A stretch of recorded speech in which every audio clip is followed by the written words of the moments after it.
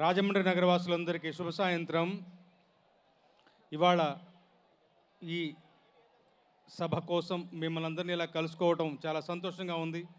వేదిక ముందు ఉన్నటువంటి రాజకీయ ప్రముఖులందరికీ, సినిమా ప్రముఖులందరికీ కూడా శుభ సాయంత్రం.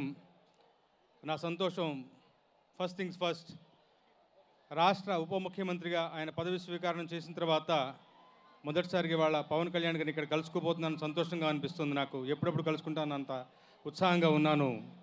ఇక గేమ్ చేంజర్ సినిమా విషయానికి వస్తే, శంకర్ గారు అని చెప్పగానే మనకి గుర్తొచ్చే మాట గ్రాండియర్. అలాంటి ఒక గ్రాండియర్కి దిల్ రాజు గారు లాంటి ఒక భారీ నిర్మాత తోడైతే, రామ్ చరణ్ గారు లాంటి ఒక ఆర్టిస్ట్ తోడైతే ఆ రిజల్ట్ ఎలా ఉండబోతుందో దానికి నిదర్శనంగా చెప్పుకోవచ్చు ఈ గేమ్ చేంజర్ సినిమాని.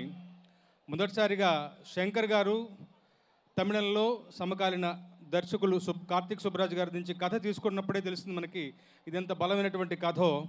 జనరల్గా ఆయన సినిమాలో ఒక సోషల్ మెసేజ్ ఉంటుంది.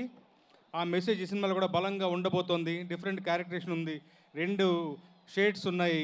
ఫ్లాష్ బ్యాక్ ఎపిసోడ్ చాలా భద్రంగా దాచిపెట్టి ఉంచుతున్నారు, చాలా మళ్ళీ ఉత్సాహం రేకెత్తేలాగా.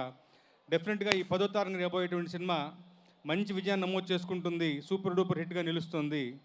RRRతోనే మనం రామ్ చరణ్ తేజ్ గారి నట విశ్వరూపాన్ని చూసాం. దానికి మించి ఇందులో పర్ఫార్మెన్స్ ఉండబోతుందని బలంగా నమ్ముతున్నాను.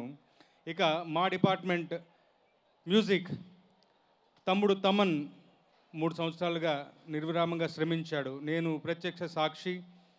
అంటే ఈ 3 సంవత్సరాల కాలంలో సంగీతం యొక్క పోకడలు మారుతూ ఉంటాయి, ఇన్స్ట్రుమెంటేషన్ మారుతూ ఉంటుంది. ఎప్పటికప్పుడు చెక్ చేసుకుంటూ పదే పదే పాటల్ని, శంకర్ గారికి పక్కన ఏఆర్ రెహమాన్ గారు లేని లోటు నిన్న శంకర్ గారే చెప్పారు. అలాంటి ఒక పద్ధతిలో ప్రతి ఒక్క పాటని తీర్చిదిద్ది ఎప్పటికప్పుడు సౌండ్ చెక్ చేసుకుంటూ అప్ టు డేట్గా ఉంటూ అందమైన 6 పాటలు తీర్చిదిద్దారు. మేము తలా 2 పాటలు రాసాము. మా మిత్రులతోటి కార్డ్ షేర్ చేసుకోవడం చాలా సంతోషంగా అనిపిస్తుంది. విడుదలైన పాటలన్నీ కూడా గొప్పగా విజయాన్ని నమోదు చేసుకున్నాయి. నానా హైరానా ధూప్ ఈ 2 నేను రాశాను. మీ అందరితో పాటు ఈ 10వ తారీఖున సంక్రాంతి పండుగ సెలబ్రేట్ చేసుకోవడానికి నేను ఎదురు చూస్తున్నాను. జై హింద్.